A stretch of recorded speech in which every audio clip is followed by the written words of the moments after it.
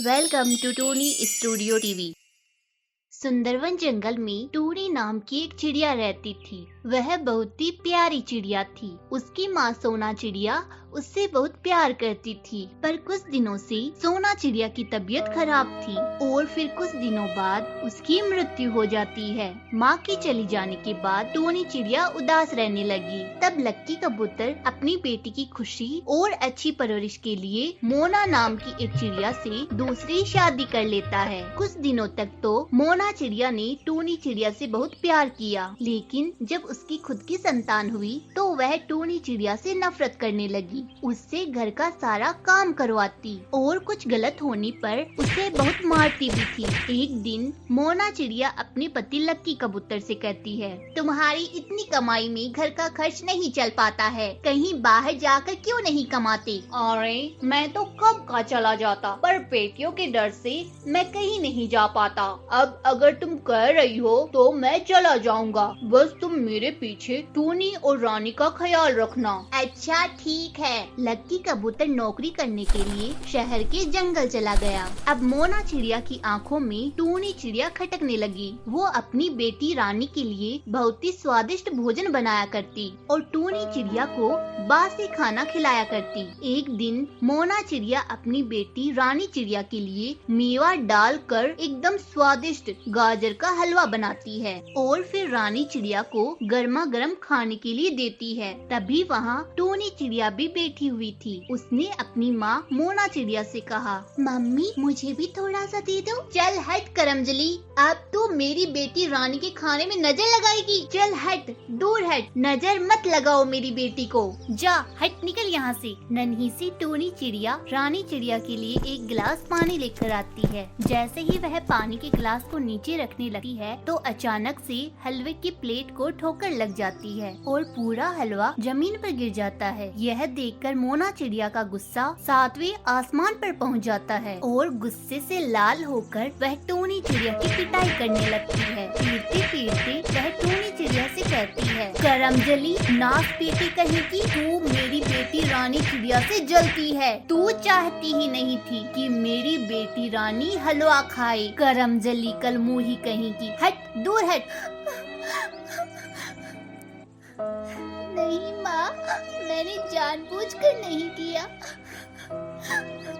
मुझसे गलती हो गई माँ, मुझे माफ कर दो माँ, मत मारो, माफ कर दो। जनवरी का महीना था। नन्ही सी टूनी चिड़िया के पास सर्दी से बचने के लिए एक भी गर्म कपड़ा नहीं था, जिसके लिए वह अपनी माँ मोना चिड़िया के पास जाती है और उससे कहा, मम्मी मेरे पास एक भी सर्दी के कपड़े नहीं है, प्लीज मम्मी मुझे भी एक टोपी दे दो। अच्छा, तुझे तो मैं गर्म कपड़े ला ही दूंगी, तेरे तो कर्म ही बड़े अच्छे हैं। पर मम्मी मेरे पास तो एक भी टोपी नहीं है और जंगल में तो कितनी सर्दी है। मम्मी मुझे बहुत सर्दी लग रही है। मम्मी अगर तुम मुझे गरम टोपी नहीं दोगी तो मैं घर के सारे काम कैसे करूँगी? तू डंडे के बल पर काम करेगी, बड़ी आई गरम कपड़े मांगने वाली। अब तो तुझे ठंडा पानी ही मिलेगा बर्तन धोने के लिए, गरम पानी भी नहीं दूंगी। देखती हूँ तू घर के काम कैसे नहीं करती है। मोना चिड़िया दिन भर आग के सामने अपनी बेटी रानी चिड़िया को चादर में लपेटे हुए बैठी रहती थी और इधर बेचारी टूनी चिड़िया पूरे घर का सारा काम किया करती थी। अरे ओ कामचोर, इधर आ, देख रही है लकड़ियाँ थोड़ी सी हैं, तो जब घर का सारा काम हो जाए तो बाहर से लकड़ियाँ ले आना। बेचारी नन्ही सी टूनी चिड़िया घर का सारा काम खत्म करके बाहर जंगल में लकड़ियाँ ढूंढने गई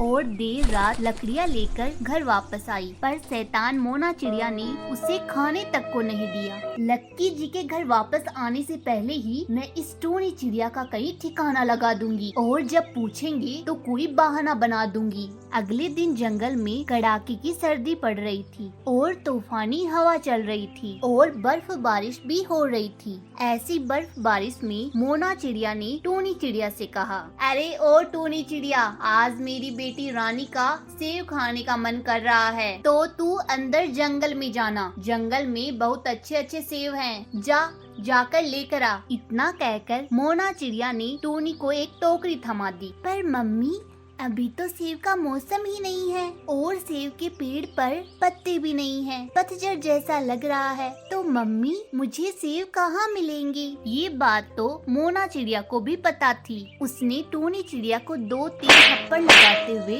जोर से कहा, करमजली नासपीती कामचोर कहीं की, तुझे बड़ा पता है कि सेब नहीं है जंगल में। एक बात कान खोल कर सुन ले कि अगर सेब नहीं लाई ना तो मैं तुझे जिंदा मार दूंगी। बेचारी मासूम सी टूनी चिड़िया डर गई और टोकरी लेकर जंगल की गहराइयों की ओर निकल पड़ी। बहुत दूर जाने पर भी उसे कहीं भी सेब का पेड़ नहीं मिला। अब मैं क्या करूं? सेब तो कहीं नहीं मिल रहा। अगर मैं खाली हाथ गई तो माँ मुझे बहुत मारेगी। अब मैं क्या करूं? अरे बेटा, तू क्यों रो रही है? क्या बात है बिटिया? बता इस साधु को। बाबा, मुझे माँ ने सेब लाने के लिए बोला है, पर जंगल में कहीं भी सेब का पेड़ नहीं दिख रहा।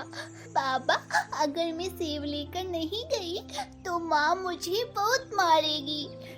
अच्छा, तो ये बात है। ये लो बेटा, मेरे पास ये जो सेब है ना, ये अपनी माँ को दे देना। देख लेना, जब तुम्हारी माँ ये सेब खा लेगी ना तो वह दोबारा तुम्हें कभी नहीं मारेगी और तुझे प्यार भी करेगी। क्या ऐसा सच में होगा बाबा?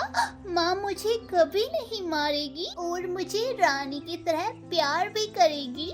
हाँ हाँ बिटिया, अगर तेरी माँ ये सेब खा लेगी ना तो तुझे कभी नहीं मारेगी। अब जाकर ये सेब तेरी माँ को खिला दे। नन्ही सी टूनी चिड़िया उस जिन बाबा से सेब लेती है और खुशी खुशी घर वापस आ जाती है। अरे तू आ गई, और ये क्या, तू सिर्फ एक सेब लेकर आई है? मैंने तुझे टोकरी दी थी और टोकरी भरकर लाने के लिए बोला था, तो तू एक सेब क्यों लेकर आई है? माँ, ये सेब आप खा लो। माँ, ये सेब बहुत स्वादिष्ट है। माँ, आप एक बार खाकर तो देखो। माँ, अगर ये सेब आपको खाने में अच्छी लगी तो मैं और लेती आऊंगी। हाँ, खाकर देखती हूँ। देखने में तो अच्छी ही लग रही है। मोना चिड़िया वह चमत्कारी सेब खाती है और सेब खाते ही उसके अंदर बदलाव आने लगता है और वह पूरी तरह से बदल जाती है। अरे टूनी बिटिया, तू बाहर क्यों खड़ी है? देख नहीं रही कितनी सर्दी पड़ रही है? और तूने टोपी क्यों नहीं पहनी? चल जल्दी टोपी पहन, तुझे ठंड लग जाएगी। आ बिटिया, अंदर आ। अपनी सौतेली माँ का यह रूप देखकर टूनी चिड़िया बहुत खुश होती है और मन ही मन उस साधु बाबा को धन्यवाद करती है। इस घटना के बाद मोना चिड़िया पूरी तरह बदल जाती है और टूनी चिड़िया और रानी चिड़िया को एक जैसा प्यार देती है और अब टूनी चिड़िया अपनी सौतेली माँ और सौतेली बहन के साथ खुशी खुशी रहने लगती है। हमारी वीडियो का कौन सा पार्ट आपको अच्छा लगा कमेंट करके बताइए और हाँ, वीडियो अच्छी लगी हो तो इसे लाइक करें, शेयर करें और हमारे चैनल को जरूर सब्सक्राइब करें। Thanks for watching.